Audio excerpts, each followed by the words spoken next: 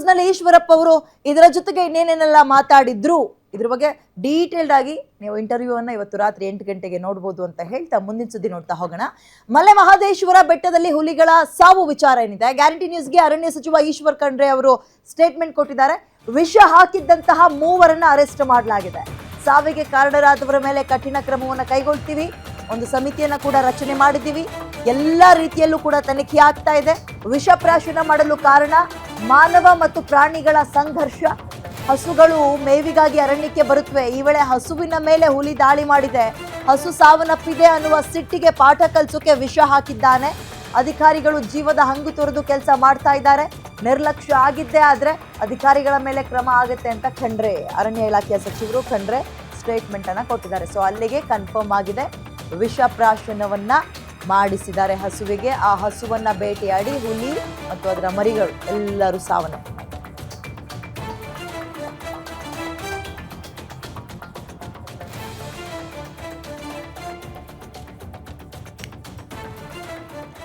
ಇನ್ನು ಅರಣ್ಯ ಸಚಿವ ಈಶ್ವರ್ ಖಂಡ್ರೆ ಜೊತೆಗೆ ನನ್ನ ಕಲೀಗ ದುರ್ಗೇಶ್ ಅವರು ಒಂದು ಚಿಟ್ಚಾಟ್ ನಡೆಸಿದ್ದಾರೆ. ಏನ್ ಹೇಳಿದ್ರು ಈ ಹುಲಿಗಳ ಸಾವಿಗೆ ಸಂಬಂಧಪಟ್ಟಂತೆ ನೋಡೋಣ. ಮಲೆ ಮಹದೇಶ್ವರ ಬೆಟ್ಟದಲ್ಲಿ 5 ಹುಲಿಗಳ ಸಾವನ್ನಪ್ಪಿದ ವಿಚಾರ ಬಹಳಷ್ಟು ಚರ್ಚೆ ಆಗ್ತಾ ಇದೆ. ಇದೇ ವಿಚಾರಕ್ಕೆ ಸಂಬಂಧಪಟ್ಟಂತೆ ನಮ್ಮ ಜೊತೆ ಮಾತನಾಡಲು ಅರಣ್ಯ ಸಚಿವರು ಇದ್ದಾರೆ. ಅವರು ಕೂಡ ಈಗಾಗಲೇ ಆ ಸ್ಥಳಕ್ಕೆ ಭೇಟಿಯನ್ನು ನೀಡಿ ಪರಿಶೀಲನೆ ನಡೆಸಿ ಅಧಿಕಾರಿಗಳಿಗೆ ಖಡಕ್ ಸೂಚನೆ ನೀಡಿ ಬಂದಿದ್ದಾರೆ. ಸರ್, ಇವತ್ತು 5 ಹುಲಿಗಳ ಸಾವು ಸಾಕಷ್ಟು ಚರ್ಚೆ ಆಗ್ತಾ ಇದೆ, ವಿಷ ಪ್ರಾಶನ ಮಾಡಿದ ವಿಚಾರ.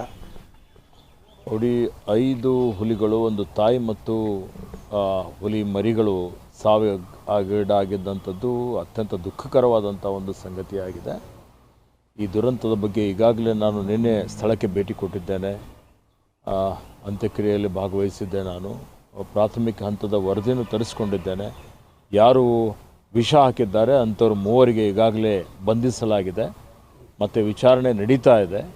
ಭಾಳ ತೀವ್ರಗತಿಯಲ್ಲಿ ವಿಚಾರಣೆ ಮಾಡಿ ಇದಕ್ಕೆ ಯಾರು ಹುಲಿಗಳ ಸಾವಿಗೆ ಯಾರು ಕಾರಣಕರ್ತರಾಗಿದ್ದಾರೆ ಅವ್ರ ಮೇಲೆ ಕಠಿಣವಾದಂಥ ಶಿಕ್ಷೆ ಕೊಡ್ತೀವಿ ಅನ್ನುವಂಥ ಆಗ್ತದೆ ಅನ್ನುವಂಥ ಮಾತನ್ನು ಹೇಳಲಿಕ್ಕೆ ಬಯಸ್ತೇನೆ. ಇವತ್ತು ಹಸು ಸಾವನ್ನಪ್ಪಿದ ವಿಚಾರಕ್ಕೆ ತಿಂದು ಸಾವನ್ನಪ್ಪಿದೆ ಅನ್ನುವಂಥದ್ದು ಸಮಿತಿ ಕೂಡ ರಚನೆ ಮಾಡಿದರೆ ಯಾವ ರೀತಿ ನಡೆಯುತ್ತೆ ಸರ್? ನೋಡಿ, ಸಮಿತಿ ಎಲ್ಲ ಆಸ್ಪೆಕ್ಟ್ಸನ್ನು ನೋಡುತ್ತದೆ. ನಾನು ಉನ್ನತ ಮಟ್ಟದ ಸಮಿತಿಯನ್ನು ತಂಡ ರಚನೆ ಮಾಡಿದ್ದೇನೆ. ಇವತ್ತು ಕೇಂದ್ರ ಸರ್ಕಾರದವರು SIT ರಚನೆ ಮಾಡಿದ್ದಾರೆ. ಎಲ್ಲರ ಉದ್ದೇಶ ವನ್ಯಜೀವಿಗಳ ಸಂರಕ್ಷಣೆ ಮಾಡಬೇಕು ಅನ್ನೋಂಥದ್ದು.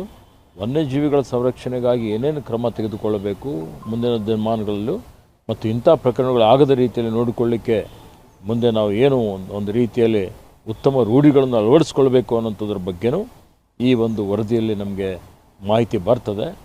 ಸಮಗ್ರ ತನಿಖೆ ಮಾಡಿ ವರದಿ ಕೊಟ್ಟ ಮೇಲೆ ಅದರ ಮೇಲೆ ಕ್ರಮ ಜರುಗಿಸ್ತೇವೆ. ಪ್ರಮುಖವಾಗಿ ಏನು ಕಾರಣ ಅಂತ ಸರ್? ಇವತ್ತು ಅಧಿಕಾರಿ ನಿರ್ಲಕ್ಷ್ಯ ಆಗಿದೆಯಾ ಅಥವಾ ಹುಲಿಗಳಿಗೆ ಅಲ್ಲಿರುವಂಥ ಜನರು ವಿಷಪ್ರಾಶನ ಮಾಡುವಂಥದ್ದು ಅಂತ? ವಿಷಪ್ರಾಶನ ಮಾಡಬೇಕು ಅಂತ ಹೇಳಿದರೆ ಇವತ್ತು ಮಾನವ ಪ್ರಾಣಿ ಸಂಘರ್ಷ ಅಂತ ಹೇಳಬಹುದು. ಅದರ ಜೊತೆಯಲ್ಲಿ ಏನು ಹಸುಗಳು ಮೇವಿಗಾಗಿ ಬರ್ತವೆ. ಅರಣ್ಯದಲ್ಲಿ ಮೇವು ತಿಂತ ಇದ್ದಂಥ ಸಂದರ್ಭದಲ್ಲಿ ಹುಲಿ ಹಸುಗೆ ದಾಳಿ ಮಾಡ್ತದೆ, ಹಸು ಸತ್ತೋಗ್ತದೆ. ಹುಲಿ ಇದ್ದಂಥದ್ದು ಒಂದು ಹಸು ಸತ್ತೋಗ್ಬಿಟ್ರೆ ಅದನ್ನು 3 ದಿವಸ 4 ದಿವಸ ತಿಂತದೆ. ಇದು ಅಲ್ಲಿ ಅರಣ್ಯದ ಅಂಚಿನಲ್ಲಿದ್ದಂಥವರಿಗೆ ಮಾಹಿತಿ ಇರ್ತದೆ. ಅವನು ಸಿಟ್ಟಾಗಿ ನನ್ನ ಹಸು ಸತ್ತೋಗ್ಬಿಟ್ಟಿದೆ ಹುಲಿಗಾಗಿ, ಆ ಹುಲಿಗೆ ಪಾಠ ಕಲಿಸ್ಬೇಕು ಅಂತೇಳಿ ಇವತ್ತು ಅತ್ಯಂತ ಹೃದಯ ವಿದ್ರಾವಕವಾದಂಥ ಘಟನೆ ರೀತಿಯಲ್ಲಿ ವಿಷ ಹಾಕಿಬಿಟ್ಟಿದ್ದಾರೆ. ಮರುದಿವಸ ಮತ್ತೆ ಆ ಹುಲಿ ತನ್ನ ಏನು ಕಬ್ಸ್ ಇದೆ ಮರಿಗಳನ್ನು ತೆಗೆದುಕೊಂಡು ಬಂದಂಥ ಸಂದರ್ಭದಲ್ಲಿ ಅದು ತಿಂದು ವಿಷ ಕುಡಿದು ಸಾವುಗಳಾಗಿದೆ. ಇದರ ಬಗ್ಗೆ ತನಿಖೆ ನಡೀತಾ ಇದೆ, ಕಠಿಣ ಶಿಕ್ಷೆ ಆಗ್ತದೆ. ಮಾನವ ಮತ್ತು ಪ್ರಾಣಿಗಳ ಸಂಘರ್ಷ ಯಾವ ಹಂತಕ್ಕೆ ಹೋಗಿದೆ ಅಂದರೆ ಪ್ರಾಣಿಗಳಿಗೆ ವಿಷ ಪ್ರಾಶನ ಮಾಡಿಸಿ ಅವನ್ನ ಕೊಲ್ಲುವ ಹಂತಕ್ಕೆ ಬಂದು ನಿಂತಿದೆ. ಇಲ್ಲಿ ತನಕ ಊರಿನ ಒಳಗೆ ಅಂದರೆ ನಾಡಿನೊಳಗೆ ಕಾಡಾನೆಗಳು ಉದ್ದಾಳಿ ಮಾಡ್ತಾ ಇದ್ದಿದ್ದು, ಕರಡಿಗಳು ನುಗ್ತಾ ಇದ್ದಿದ್ದು, ಚಿರತೆ ಬರ್ತಾ ಇದ್ದಿದ್ದು ಅವೆಲ್ಲವನ್ನ ನೋಡ್ತಾ ಇದ್ವಿ.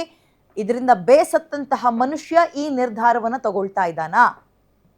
ಮತ್ತೊಂದು ದಾರಿಯನ್ನು ಕಂಡಿಡ್ಕೊಳ್ತಾ ಇದ್ದಾನಾ?